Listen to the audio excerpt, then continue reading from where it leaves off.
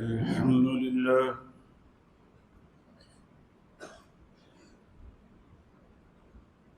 الحمد لله حمدا كثيرا كما أمر، ونشهد أن لا إله إلا الله وحده لا شريك له في الخلق والأمر، ونشهد أن سيدنا وسندنا محمدا عبده ورسوله المبعوث إلى الأسود والأحمر لتتميم مكارم الأخلاق. لا يخلق نبي ولا رسول بعده، ولا أمة بعد أمته، ولا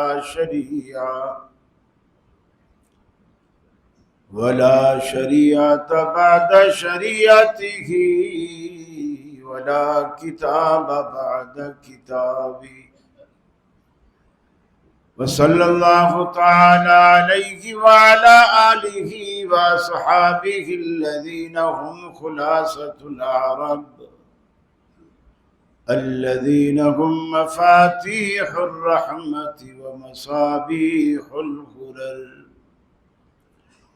أعوذ بالله السميع العليم من الشيطان اللعين الرجيم. بسم الله الرحمن الرحيم. وسيق الذين كفروا إلى جهنم زمرا حتى إذا جاءوها وفتحت أبوابها وقال لهم خزنتها ألم يأتكم رسل منكم يتلون عليكم آيات ربكم وينذرونكم لقاء يومكم هذا؟ قالوا بلى ولكن حقت كلمة العذاب على الكافرين.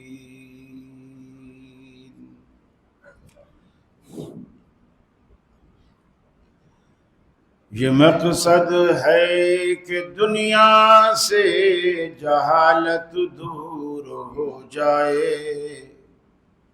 کلام اللہ سے مومن کا دل پر نور ہو جائے۔ یا الہی جب تک کہ میرے جسم میں جان رہے، تجھ پہ صدقے تیرے محبوب پہ قربان رہے۔ میں رہوں یا نہ رہوں پر دل کی ہے یہ دعا، دین احمد اور عزت قرآن رہے۔ الہی ہم میں پھر وہ صدیق سا ایمان پیدا کر،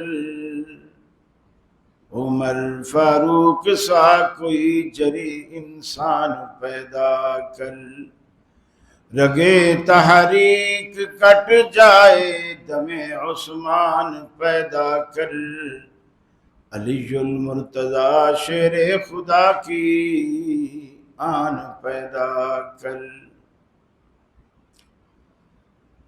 عزیز ساتھیو، دوستو اور بزرگوں،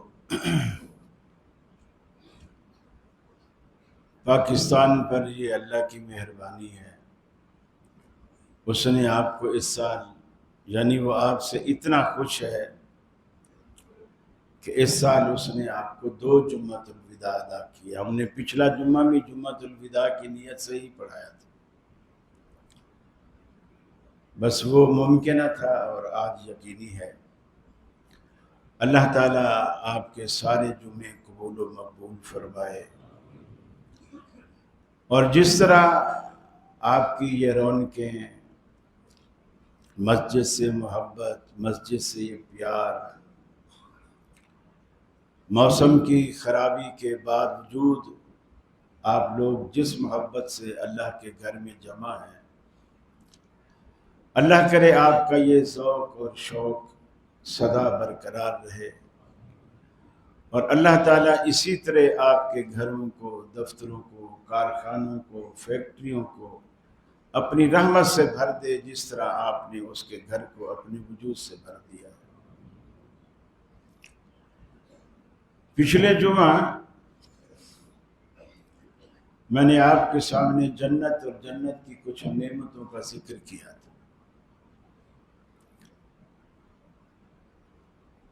اب کے جمعہ میں چاہ رہا ہوں کہ صرف خوش ہی نہ کیا جائے، کچھ ڈرایا بھی جائے، اور یہ قرآن مجید کا اسلوب ہے۔ قرآن مجید جنت کے باغات بھی دکھاتا ہے اور جہنم کی وعیدیں بھی سناتا ہے، اس کے عذابات کا ذکر بھی قرآن مجید میں اللہ تعالیٰ کرتا ہے، تاکہ بندے نہ تو اتنا ڈر جائیں کہ اللہ کی رحمت سے مایوس ہو جائیں، اور نہ اتنے پر امید ہو جائیں کہ اللہ کا ڈر ہی جاتا رہے۔ حضرت عمر فاروق رضی اللہ تعالی عنہ فرماتے ہیں کہ اگر قیامت والے دن اللہ تعالیٰ یہ اعلان کر دے کہ سارے جنت میں جائیں گے سوائے ایک کے، سارے جنت میں جائیں گے سوائے ایک، فرماتے ہیں مجھے ڈر ہے کہ وہ کہیں ایک میں نہ ہوں۔ پھر فرمایا اگر اللہ تعالیٰ یہ اعلان کر دے کہ سارے جہنم میں جائیں گے سوائے ایک کے، اللہ پر امید اتنا ہے کہ انشاءاللہ وہ ایک میں ہوں۔ اسلام یہ چاہتا ہے اللہ پر دونوں چیزیں برقرار رہیں، ڈر بھی اور امید بھی۔ امید بھی یقین کامل کے ساتھ، یہ رسمی امیدیں نہیں، یقین ہو کہ جو میں مانگ رہا ہوں، جو میں چاہ رہا ہوں، اس در سے مجھے ملے گا، وہ انشاءاللہ آپ کو ضرور ملے گا۔ آپ صحابہ کرام کا طرز عمل دیکھیے۔ حضرت عثمان غنی رضی اللہ تعالی عنہ جب خطبہ دیتے تھے اور خطبے کے دوران کبھی عذاب قبر کا ذکر کرتے تو روتے، اتنا روتے کہ آنکھوں رخسارے سے بہہ کر، داڑھی سے بہہ کر نیچے گر جاتے۔ صحابہ نے پوچھا کہ جنت کا ذکر آتا ہے، جہنم کا ذکر آتا ہے، ہم نے آپ کو اتنا روتے ہوئے نہیں دیکھا جتنا قبر کے ذکر پہ آپ روتے۔ فرمایا کہ میں نے رسول اکرم صلی اللہ علیہ وسلم سے سنا، آپ فرماتے تھے کہ یہ جو قبر ہے یہ آخرت کی سیڑھیوں میں سے پہلی منزل ہے، پہلی سیڑھی ہے۔ اگر کوئی یہاں پھسل گیا تو سمجھو آگے پھسل ہی گیا، اور جو یہاں سے کامیابی سے بچ نکلا، پہلی سیڑھی اس نے پھرتی سے پار کر لی، تو سمجھو کہ اس کا بیڑا پار۔ اور یہ عثمان کون ہے؟ ان 10 صحابہ کرام میں شامل ہے جن میں ابو بکر بھی ہیں، عمر بھی ہیں، جو کہتا ہے کہ اگر ساری دنیا جنت میں جائے اور اعلان ہو کہ ایک جہنم میں جائے گا، مجھے ڈر ہے کہ کہیں وہ میں نہ ہوں۔ یہ وہ عمر ہے جس کو اللہ کے رسول نے زندگی میں کہا ابو بکر فی الجنہ، عمر فی الجنہ، عثمان فی الجنہ، علی فی الجنہ۔ یعنی اللہ کے رسول نے زندگی میں کہا کہ عمر جنتی ہے، اور عثمان کو بھی آپ نے زندگی میں کہا کہ عثمان جنتی ہے۔ صرف اسی موقع پر نہیں، بلکہ حدیث میں آتا ہے اللہ کے رسول منبر پر خطبہ دے رہے تھے اور آپ نے غزوہ تبوک کے لیے امداد کی اپیل کی۔ یہ جو ممبروں سے بعض دفعہ اپیلیں ہوتی ہیں یہ بھی سنت ہے، یہ بھی سنت ہے، بشرط ہے کہ ضرورت جائز۔ آپ نے ممبر سے اپیل کی، سیدنا عثمان غنی رضی اللہ تعالیٰ عنہ نے 300 اونٹ ساز و سامان سے لدے ہوئے اور 300 سواروں کے ساتھ آپ کو پیش کر دیے، 3 قسطوں میں کیے، 100 پھر 100 پھر 100، 300 اونٹ دیے۔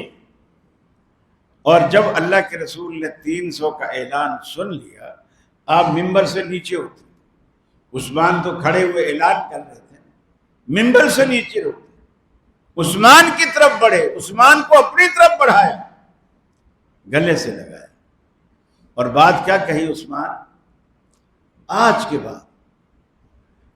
کے بعد اگر تو کوئی بھی نیکی نہ کرے، تیرے جنت میں جانے کے لیے یہی کافی ہے جو تو نے آج کر لی۔ اس کے باوجود عذاب قبر کا ذکر کر کے رونا کیا مقصد؟ یا دنیا بتا سکتی ہے کہ اس سرٹیفکیٹ کے بعد بھی حضرت عثمان غنی نے کبھی کوئی نیکی چھوڑی ہو؟ چونکہ اللہ کے رسول نے کہا کہ آج کے بعد کوئی بھی نیکی نہ کرے تو تیرے جنت پہ جانے کے لیے یہی کافی ہے جو تو نے آج کی ہے۔ اس کے بعد انہوں نے کبھی نماز چھوڑی ہو، کبھی تہجد چھوڑا ہو، کبھی زکوٰۃ دینا چھوڑا ہو، کبھی جہاد کرنا چھوڑا ہو، کبھی بھی۔ ایک ہم ہے، سچی بات ہے، جس دن سے یہ پتہ چلا کہ وتر ایک بھی ہوتا ہے، اہل حدیثوں کی ماں بر جاگی، کبھی 5 وتر نہیں پڑھیں، حنفیوں سے مناظرے کریں گے، وتر ایک بھی ہوتا ہے، 3 بھی ہوتے ہیں، 5 بھی ہوتے ہیں، 7 بھی ہوتے ہیں، 9 بھی ہوتے ہیں۔ مجھے بتاؤ یہ جو ہوتے ہیں بس ہوتے ہیں یا عمل کے لیے ہوتے ہیں؟ کبھی کسی نے پڑھے ہیں؟ حضرت عثمان کو اللہ کے نبی نے یہ کہہ دیا آج کے بعد تو کوئی بھی نیکی نہ کرے، جنت میں جانے کے لیے تیری یہ نیکی کافی ہے جو تو نے آج کی۔ ہمیں تو کسی نے نہیں کہا کہ تمہارا ایک وتر تمہیں جنت میں لے جائے گا، مجال ہے جو ہم اس سے 2 قدم آگے بڑھ جائیں، کبھی بھی نہیں۔ رمضان میں پھنس جاتے ہیں کیونکہ امام 3 پڑھا رہا ہوتا ہے، بلکہ مجھے تو یہاں تک رپورٹ ملی ہے کہ بعض وتروں میں بھی پیچھے بیٹھے رہتے ہیں، اور جب امام آخری رکعت کے لیے کھڑا ہوتا ہے وہ آ کر کے اللہ اکبر کہہ کر آخری رکعت میں شامل ہو جاتے ہیں تاکہ ہمارا ایک وتر ہو۔ یہ وتر ہوتا ہی نہیں، اس لیے کہ جتنی رکعتیں امام پڑھائے گا مقتدی پر اتنی رکعتیں لازم ہیں۔ یہ تو امام کی اقتدا ہوئی نا، حتیٰ کہ آپ مسافر بھی ہیں اور امام مقیم ہے اور وہ پوری 4 پڑھا رہا ہے، آپ نے 2 پڑھنی ہے، آپ یہ نہیں کر سکتے کہ 2 نکلنے دیں اور پھر جب باقی 2 بچے تو آپ آ کے شامل ہو جائیں، نہیں، آپ اس کے پیچھے پوری ہی پڑھیں۔ میرے بھائیو، عمل سے پیچھے نہ ہٹو، عمل سے پیچھے نہ رہو، بھلے وہ نفل ہو، وہ سنت ہو، وہ کوئی چیز۔ قیامت والے دن جب بھی فرضوں میں کمی آئے گی، یہی نوافل، یہی سنتیں اس کی جگہ آپ کی کمی کو پورا کریں گے۔ گورنمنٹ کمپلسری سبجیکٹ کے ساتھ آپشنل سبجیکٹ کیوں رکھتی ہے؟ تاکہ آپ کی جو گریڈ ہے وہ امپروو ہو، اوپر جائے۔ کمپلسری سبجیکٹ کے تو 100 نمبر ملا کے 4 سبجیکٹ کا 400 نمبر ہو، پیپر 1000 نمبر کا ہے۔ یہ آپشنل سبجیکٹ آپ کے نمبر بڑھاتے ہیں، آپ کا گریڈ بڑھاتے ہیں، آپ کی پوزیشن بڑھاتے ہیں، اور ہمارے ہاں اس کی کوئی اہمیت ہی نہیں۔ یہ ضرور ہے، بے شک آپ عمل تھوڑا کریں، سنت کے مطابق کریں، لیکن دوام کے ساتھ کریں۔ اللہ کے حبیب نے فرمایا احب الاعمال الی اللہ ادومها وان قل۔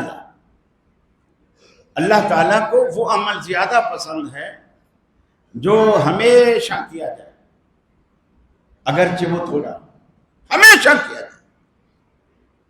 یعنی اس میں آج جوش چڑھا، میں نے 10 پارے پڑھ لی، ایک کو بتا رہا ہوں، آج میں نے 10 پارے پڑھے، 10 پارے پڑھے، پھر سارا سال قرآن کو ہاتھ ہی نہیں لگا. یہ عمل اللہ کو پسند نہیں ہے. آپ بے شک ایک صفحہ پڑھیں لیکن روز پڑھیں. یہ عمل اللہ کو زیادہ پسند ہے نسبتاً اس جلد باز کے جو ایک دن میں 10 پارے پڑھ جاتا ہے پھر سارا سال چھٹی. ایک دن جوش چڑھا رات کو 100 نفل پڑھ ڈالے اور اگلے دن سے فرض نماز بھی گئی. یہ اپنی اصلاح کی بہت ضرورت ہے. یہ جو رمضان آتے ہیں پھر اس کے بعد صدقۃ الفطر آتا ہے، یہ انہی کمی کوتاہیوں کو اللہ تعالیٰ ان ذرائع سے مٹاتا ہے، دور کرتا ہے. اب اللہ کے رسول کو دیکھیے، آپ کے دامن میں کوئی گناہ کا، کوئی خطا کا، کوئی داغ دھبا تھا؟ ہرگز نہیں. آپ کا دامن بالکل اجلے کپڑے کی طرح، اس سے بھی زیادہ، دودھ سے زیادہ سفید. ایک مکھی کے نقطے برابر بھی اس پہ کوئی داغ نہیں تھا. اور آپ کو یہ بھی ڈر نہیں تھا کہ اللہ مجھے جنت نہیں دے گا. آپ کو 100% امید تھی کہ اللہ جنت دے گا، بلکہ جنت میں بھی جو اعلیٰ ترین مقام ہے وسیلہ، اللہ وہ دے گا. اسی لیے آپ نے امت کو اذان کے بعد دعا سکھلائی، آت محمد الوسیلہ، کہ میرے لیے دعا کرو کہ اللہ تعالیٰ مجھے وہ وسیلہ عطا کرے جو جنت میں اعلیٰ ترین مقام. اس کے باوجود راتوں کو اٹھتے ہیں تہجد پڑھتے ہیں. صحابہ کہتے ہیں کئی دفعہ ہم نے آپ کے پیچھے تہجد میں کھڑے ہو گئے، آپ نے سورہ بقرہ شروع کر دی، ہم سمجھے پہلا پارہ یا سورہ بقرہ ختم ہوگی تو رکوع کریں گے. آپ نے سورہ بقرہ ختم کی تو آل عمران شروع کر. ایک رکعت 2.5 پارے کی سورہ بقرہ، اس پہ بس نہیں کیا، وہ ختم ہو گئی، آل عمران شروع کر. یہ کون کر رہا ہے؟ جس نے جنت کا دروازہ جا کے کھلوانا. اور ہمارے لیے کوئی گارنٹی ہے؟ ہمارے لیے کوئی گارنٹی ہے کہ ہم یقینی جنتی ہیں؟ امید کر سکتے ہیں اللہ سے کہ انشاءاللہ ہماری ٹوٹی پھوٹی باتیں اللہ قبول کرے گا، جنت دے گا، معاف کرے گا، جہنم سے بچائے گا. لیکن ہمیں یاد ہے بچپن مدرسے میں جاتے تھے، فجر اذان ہو جاتی، استاد جی آ جاتے تھے، اٹھو اذانیں ہوگی، اٹھو اذانیں ہوگی. بڑا برا لگتا تھا یار یہ مولویوں کو کیا ہو گیا، سونے نہیں دیتے. گھر جاتے تھے چھٹی، جمعرات کو جاتے پھر ہفتے کو واپس آتے تو ابا نہیں سونے دیتے تھے. ہم نے کئی دفعہ اماں سے شکایت کی کہ ابا کیا مصیبت ہے، مدرسے میں استاد نہیں سونے دیتے، گھر میں ابا نہیں سونے دیتا. اماں تسلیاں دیتی کہ بیٹا دن میں سو لیا کرو، نیند پوری کر لیا کرو، کوئی بات نہیں، نیند پوری کر لیا کرو. اب یہ کہ ہمارا مزاج ہے کہ بڑوں کو ہمیں زبردستی کہنا پڑتا ہے کہ بیٹا اٹھو نماز بھی پڑھو، بہت سو لیا تم نے. رسول اللہ کی طبیعت کو دیکھو. اللہ تعالیٰ کو اپنے قرآن میں اللہ اپنے حبیب سے کہتا ہے یا ایھا المزمل قم اللیل الا قلیلا. حبیب ساری رات نفلیں نہیں پڑھتا رہا کرو، تھوڑا جاگا کرو، سویا بھی کرو، تھوڑا جاگا کرو. ہمیں ماں باپ کہتے ہیں اور سارے دن نکمنا سوتے ہو، کوئی جاگ کے کوئی عبادت بھی کر لو. اور نبی کو اللہ کہتا ہے حبیب ساری رات عبادتیں کرتے ہو، کبھی سو بھی لیا. کتنا فرق. حضرت عائشہ فرماتی ہے نبی رحمت صلی اللہ علیہ وسلم تہجد پڑھتے، نفل پڑھتے، لمبے لمبے قیام کرتے. مجھے ترس آتا اور میں نے پوچھا اللہ کے حبیب آپ کو اتنی عبادت کی کیا ضرورت ہے؟ یعنی ظاہر بات ہے ہم عبادت کرتے ہیں اللہ جنت دے دے، اللہ ہمیں بخش دے، جہنم سے بچا لے. حضرت عائشہ کا مقصد تھا کہ یہ چیزیں تو آپ کو اللہ نے پہلے سے دے رکھی ہیں، پھر آپ کو اتنا عبادت کرنے کی، اپنے آپ کو اتنا جوخوں میں مصیبت میں ڈالنے کی، تھکانے کی کیا ضرورت؟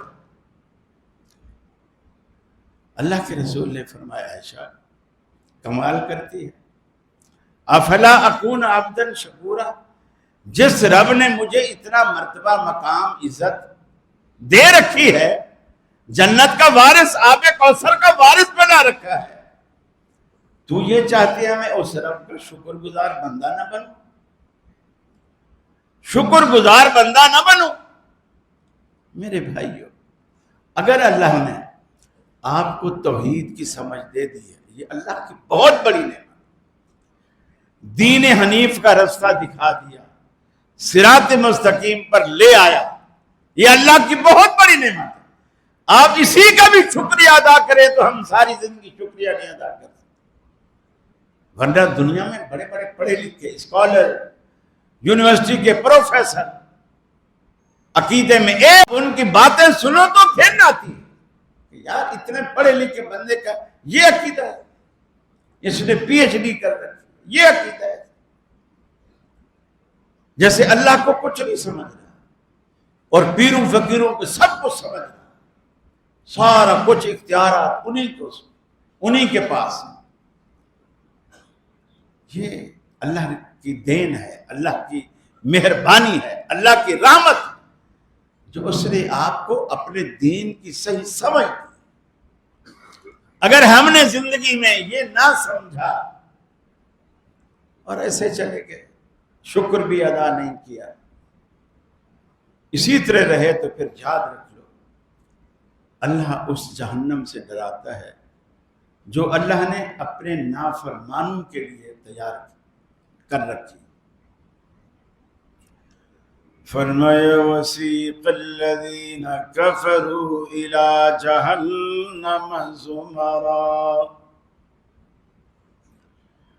جنتیوں کے بارے میں رب العالمین نے فرمایا تھا قیامت والے دن، وسیق الذین اتقوا الی الجنۃ زمرا، اس دن اللہ فرشتوں کے ذریعے جنتیوں کو جنت کے دروازے پر لے جائے گا، اور یہاں فرمایا اس دن فرشتوں کے ذریعے رب العالمین جہنمیوں کو دوزخ کے دروازوں پہ لے جائے گا۔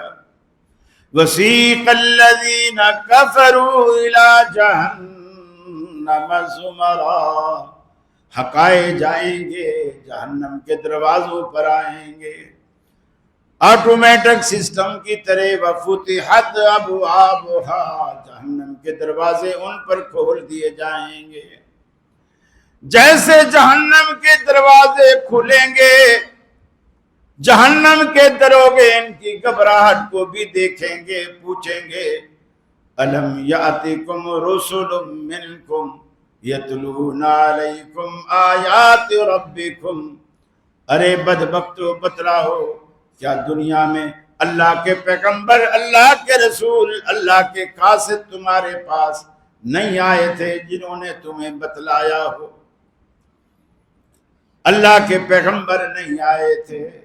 یتلون علیکم آیات ربکم، کیا انہوں نے اللہ کے قرآن کی آیات تم پر پڑھ کر تمہیں نہ سنائی تھی؟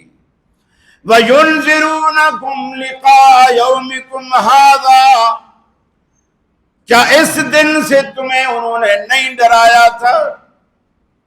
تمہیں دنیا میں نہیں بتایا گیا تھا کہ تم نے مرنا ہے، قبر میں جانا ہے، قبر سے اٹھنا ہے، پھر پیش ہونا ہے، میدان معاشر میں حاضر ہونا ہے، نظام ایک ترازو لگنا ہے، نام اعمال تولے جائیں گے؟ کیا قیامت والے دن کے بارے میں اللہ کے حبیب نے تمہیں کچھ نہیں بتایا تھا؟ قالوا بلا، انکار کی گنجائش نہیں، سارے بولیں گے کیوں نہیں، پیغمبر تو آئے تھے، پیغمبر تو آئے تھے، پیغمبر کی امت میں علماء بھی آئے، ہمیں حق سکھاتے رہے، حق سمجھاتے رہے، مگر ہم باپ دادا کے پیچھے پڑے رہے، سیدوں فقیروں ملنگوں کی باتیں مانتے رہے، اور علماء کی باتوں کو ہم ٹالتے رہے۔ قرآن و سنت کی باتوں کو ٹالتے رہے، ایک نہ مانی، خود اقرار کریں گے یوم تقلب وجوہہم فی النار، جس دن رب العالمین ان کے چہروں کو دوزخ میں بھونے گا، اس وقت رب العالمین جب ان کے چہروں کو الٹ پلٹ کرے گا دوزخ کے اندر، یقولون یا ویلتنا، کہیں گے اے بربادی ہماری، کس قدر ہم بد نصیب ہوئے، انا اطعنا سادتنا وکبراءنا فاضلونا السبیل، ہم نے اپنے بڑوں کی، پیروں کی، فقیروں کی، مولویوں کی، مفتیوں کی اطاعتیں کی، ان کے فتووں پہ زندگی گزار دی، اور انہوں نے خود بھی گمراہ تھے، ہمیں بھی گمراہ کر ڈالا۔ آج آپ جائیے دنیا کے کسی نظام کو دیکھیے، اسلام کے اندر بینکوں میں جا کر کے دیکھیے، لوگوں نے فتووں کی فوٹو کاپیاں کرا کر رکھ رکھی ہیں، یہ جی فلاں حضرت کا فتویٰ ہے، یہ کام جائز ہے، فلاں حضرت کا فتویٰ ہے، یہ کام جائز ہے۔ گویا دین مولویوں کے فتووں کا نام، یہ نہیں قرآن کہتا ہے، حدیث کہتی ہے، اللہ کا رسول کہتا ہے، نہیں، تقی عثمانی صاحب کا فتویٰ ہے، جی دیکھو ہم نے پورا فریم کر کے رکھا خوبصورت طریقے سے، رنگین پرنٹنگ، بھاڑ میں جائے تیری رنگین پرنٹنگ، اللہ کیا دیکھے گا تیری رنگین پرنٹنگ؟ پہلے یہ بتاؤ جس مفتی کا فتویٰ ہے اس مفتی کو اللہ نے کیا حیثیت دی، نبی کے مقابلے میں اس کی کیا حیثیت؟ کوئی حیثیت ہے؟ لوگ پھر ہم سے لڑتے ہیں کہ میاں یہ لڑائی بھیڑائی کی بات کرتے، اللہ کی قسم میں آپ کو جہنم سے بچانے کی بات کرتا ہوں، جنت میں لے جانے کی بات کرتا ہوں، ہم یہ چاہتے ہم اکٹھے اسی طرح جتھے بنا کر جنت پہ جائیں، لیکن نہیں سمجھ میں آتی لوگوں کی بات۔ یہ غلط ہے کہ بندہ اللہ رسول کے مقابلے میں کسی کا قول پیش کرے۔ آپ دیکھیں سیدنا عمر فاروق رضی اللہ تعالیٰ عنہ کے بیٹے تھے عبداللہ بن عمر، ان کے بیٹے تھے حضرت بلال۔ یہ بلال جو مؤذن رسول تھے یہ نہیں، یہ حبشی تھے، یہ جو حضرت عمر کے پوتے، عبداللہ بن عمر کے بیٹے، حضرت عمر کے پوتے۔ رسول اللہ صلی اللہ علیہ وسلم کے بعد بلال نے، یعنی حضرت عمر کے پوتے نے اپنے ابا سے کہا کہ اب جو ہے نا تھوڑا ماحول مجھے صحیح نہیں دکھتا، میں عورتوں کو مسجد میں نہیں آنے دوں گا، عورتوں کو مسجد میں نہیں آنے دوں گا۔ یہ جو حنفی اکثر پیش کرتے ہیں نا کہ بھی حضرت عمر نے روکا تھا، یہ بھی جھوٹ ہے، حضرت عمر نے نہیں روکا تھا، حضرت عمر کے بیٹے نے بھی نہیں روکا تھا، حضرت عمر کے پوتے نے روکا تھا۔ انہوں نے کہا کہ میں مسجد میں عورتوں کو نہیں آنے دوں، ابا سے کہا، اور ابا ہیں عبداللہ بن عمر۔ انہوں نے کہا، اللہ کے رسول نے کہا لا تمنعوا نساءکم المساجد، اپنی عورتوں کو مسجد میں آنے سے مت روکو، اور تو کہتا ہے میں روکوں گا، کہتا ہے میں روکوں گا۔ حضرت عبداللہ بن عمر نے پھر کہا کہ میں تمہیں اللہ کے رسول کا فرمان سناتا ہوں کہ آپ فرماتے ہیں عورتوں کو مسجد میں آنے سے نہ روکو، اور تو کہتا ہے میں روکوں گا۔ صحابہ کہتے ہیں ایسی گندی، حالانکہ صحابہ کرام کی زبان پر گالیاں نہیں آتی تھی، لیکن بیٹے کو اس گستاخی پر اتنی گندی گالیاں دی کہ نہ اس سے پہلے کبھی دی نہ اس کے بعد کبھی دی، اور ساری زندگی بلال سے کلام نہیں کی، بیٹے سے بات نہیں کی۔ کس بات پر؟ کہ میں تمہیں اللہ کے رسول کی حدیث سناتا ہوں اور تو کہتا ہے میں نہیں ایسا کروں گا، گویا حدیث کا انکار کر رہا ہے۔ ساری زندگی بات نہیں کی بیٹے سے، اور آپ مفتی کی بات نہیں ٹال سکتے نبی کی بات کے مقابلے میں۔ اللہ کا رسول کہے کہ سود حرام ہے، مفتی کہے کہ میں نے فتویٰ دے دیا جائز ہے۔ اللہ کے قرآن میں سورہ توبہ میں حضرت عدی بن حاتم رضی اللہ تعالیٰ عنہ آخری جمعہ ہے، خدا کے لیے کچھ سبق لے کر جاؤ۔ جمعے کا ایک مقصد ہے، جمعے کا یہ مقصد نہیں نئے کپڑے پہنے خوشبو لگائی آ کر بیٹھ گئے اور بعد میں کپڑے جھاڑے اور چلے گئے، یہ جمعے کا مقصد نہیں۔ جمعہ ہفتہ واری ایک لیکچر ہے، ایک درس ہے۔ جو مدرسے میں نہیں داخل ہو سکتے وہ یہاں آ کے اس ہفتے واری درس اسی لیے کہا کہ خطبہ پہلے سے، اذان سے پہلے آ کے بیٹھے تاکہ آپ پوری بات سن سکو۔ اللہ کے رسول نے اس کی ایک اہمیت بتائی، ورنہ تو فرشتے گیٹ پہ کھڑے ہوتے ہیں، لکھتے رہتے ہیں۔ جب ادھر خطیب ممبر پہ بیٹھتا ہے، اذان ہوتی ہے، وہ رجسٹر بند کر کے وہ بھی آ کے خطبہ سننا شروع کر دیتے ہیں۔ اس کے بعد جو لوگ آتے ہیں ان کا اس رجسٹر میں نام نہیں ہوتا۔ یہ بات ہم گاہے بگاہے کتنی دفعہ کہتے ہیں، لیکن مجال ہے لوگ ٹس سے مس نہیں ہوتے۔ 10 منٹ بعد دکان بند کرتے ہو، 10 منٹ پہلے بھی بند کی جا سکتی۔ ممکن ہے جب آپ اس ذوق سے اس دکان کو بند کریں گے پہلے، ممکن ہے اللہ تعالیٰ گاہکوں کے دل میں ڈالے کہ سودا اس دکان سے لینا ہے۔ اب آپ تالا کھولنے لگے اور گاہک پہلے سے آئے کھڑے۔ روزی تو اللہ دیتا ہے نا، یہ انتظام بھی اللہ سنبھالتا ہے، سب کچھ وہی کرتا ہے۔ میرے بھائی سمجھو کہ جمعے میں آنے کا مقصد کیا ہے، اور رسول اکرم صلی اللہ علیہ وسلم نے ہمیں کیا ہدایات دی۔ حلال حرام مولویوں کے فتووں سے نہیں ہوتا۔ میں عرض کر رہا تھا، حضرت عدی بن حاتم رضی اللہ تعالی عنہ عیسائیوں سے مسلمان رسول اللہ صلی اللہ علیہ وسلم کی مجلس میں بیٹھے، قرآن مجید کی آیت نازل ہوئی، فرمایا اتخذوا احبارهم ورهبانهم اربابا من دون اللہ۔ ان عیسائیوں نے، یہودیوں نے اپنے علماء کو، اپنے پیروں فقیروں کو، اپنے درویشوں کو اللہ کے سوا رب بنا لیا تھا۔ اتخذوا احبارهم ورهبانهم، اپنے مولویوں کو، اپنے مشائخ کو اللہ کے مقابلے میں انہوں نے رب بنا لیا تھا۔ اربابا من دون اللہ، اللہ کو چھوڑ کر ان کو رب بنایا۔ عدی بن حاتم کھڑے ہوئے، عرض کی اللہ کے رسول یہ تو قرآن مجید نے ہم پر الزام لگایا، ہم نے کبھی بھی اپنے مولویوں کو، پیروں کو، فقیروں کو رب نہیں بنایا۔ یہ تو قرآن نے جو بات ہمارے بارے میں کہی، میں عیسائیوں سے مسلمان ہوا، یہ بات تو غلط معلوم ہوتی ہے، ہم نے کبھی بھی کسی کو رب نہیں بنایا۔ آپ نے فرمایا عدی یہ بتاؤ، جس چیز کو تمہارے مولوی حلال کہہ دیتے تھے تم اسے حلال نہیں مانتے تھے اگرچہ وہ حرام ہوتی، جس چیز کو تمہارے مولوی حرام کہہ دیتے کیا تم اسے حرام نہیں مانتے اگرچہ وہ حلال ہوتی؟ عدی نے کہا اللہ کے رسول یہ تو تھا، لیکن انہیں رب نہیں مانتے تھے۔ آپ نے فرمایا یہی تو رب بنانا ہے، کیونکہ حلال اور حرام کا اختیار، شریعت سازی کا اختیار اللہ کو حاصل ہے۔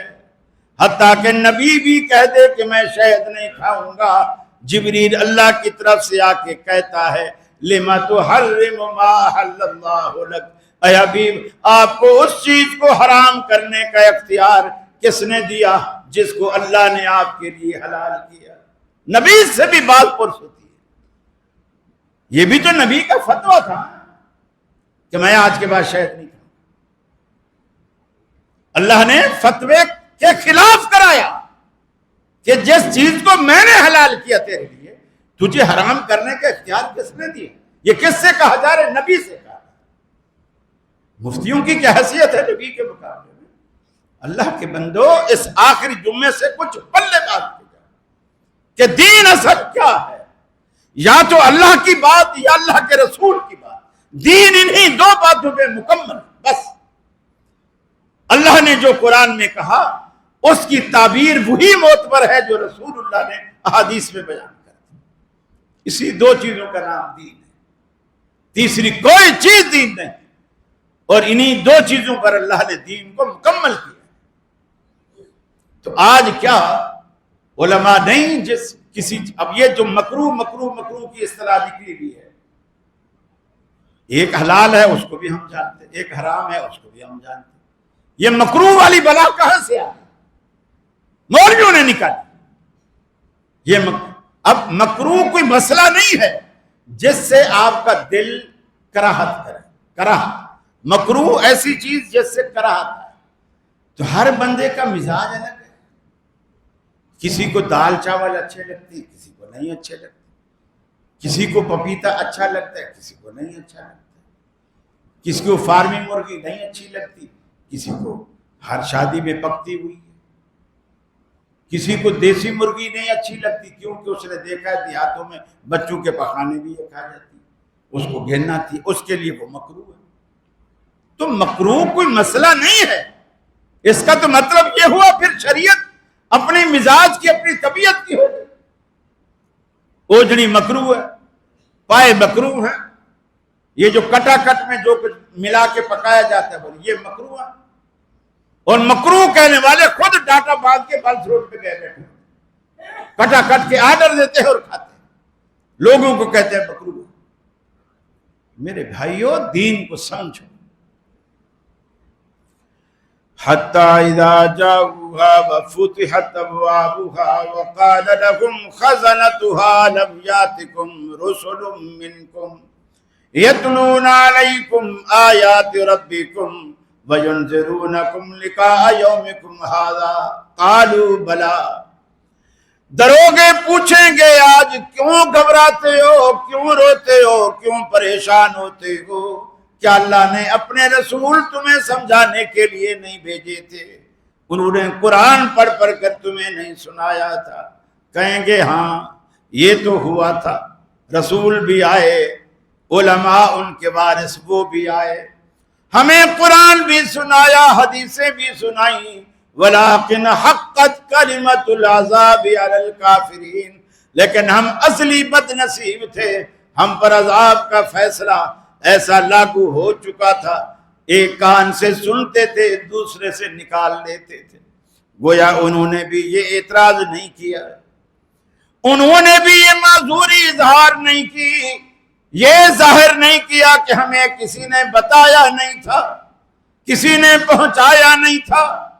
قالوا بلا، ساری باتوں کا اعتراف کیا کہ بالکل بجا ہے، پہنچانے والے بھی آئے، بتانے والے بھی آئے، ڈرانے والے بھی آئے، مگر ہم ایسے ڈھیٹ تھے، باپ دادا کی باتوں سے ٹس سے مس نہیں ہوتے تھے۔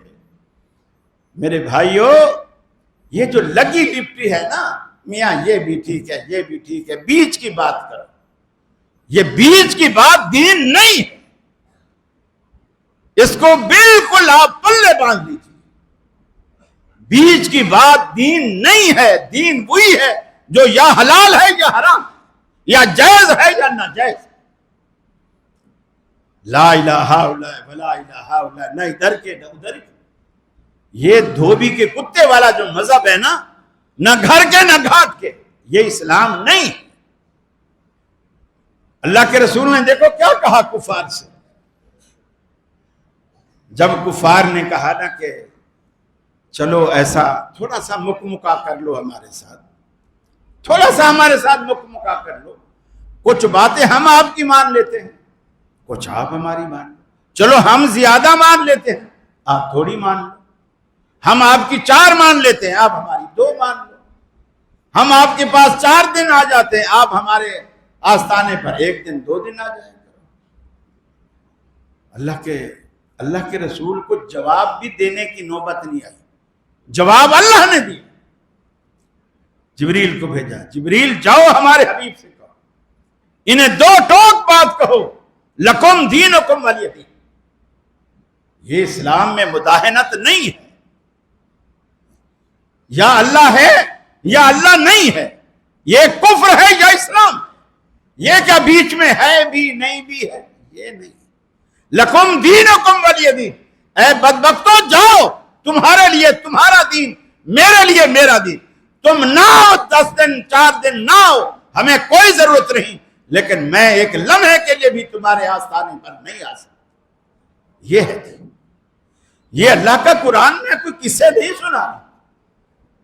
سورہ کافرون آج ہی پڑھ کے دیکھیے, اعلیٰ حضرت کا ترجمہ پڑھ کے دیکھیے, اگر اس کے علاوہ کوئی بات نکلے تو.